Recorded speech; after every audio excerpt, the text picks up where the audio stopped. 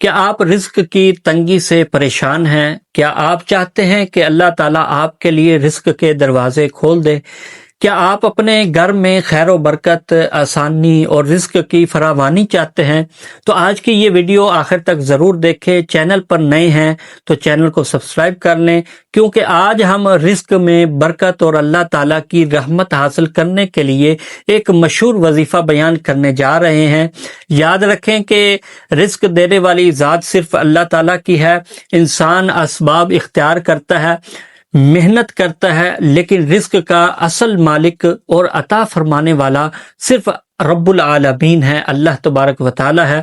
اللہ تعالیٰ کے صفاتی ناموں کا ورد دل کو اللہ کی طرف متوجہ کرتا ہے اور بندے کے اندر امید، توکل اور اللہ پر بھروسہ پیدا کرتا ہے۔ اس عمل کا طریقہ کار یہ ہے کہ نماز عشاء کے بعد آپ باوضو ہو کر آسمان کے نیچے کھڑے ہو جائیں، اور آسمان اور آپ کے درمیان کوئی چیز حائل نہ ہو، اور حتیٰ کہ ٹوپی بھی اگر سر پر پہنی ہے تو وہ بھی اتار دیں، اور اول آخر آپ 11 مرتبہ درود پاک پڑھیں، اور اس کے بعد آپ نے 500 مرتبہ یہ پڑھنا ہے، یا مسبب الاسباب، 500 مرتبہ یہ آپ پڑھیں۔ اس کے بعد پھر اللہ تعالیٰ کی بارگاہ میں رزق حلال، برکت اور آسانی کی دعا کریں۔ اس وظیفے کو توجہ، اخلاص اور اللہ تعالیٰ پر کامل بھروسے کے ساتھ چند دن یا مسلسل اپنے معمول میں شامل کر۔ یہ بات ہمیشہ یاد رکھیں کہ اللہ تعالیٰ کی رحمت بہت وسیع ہے۔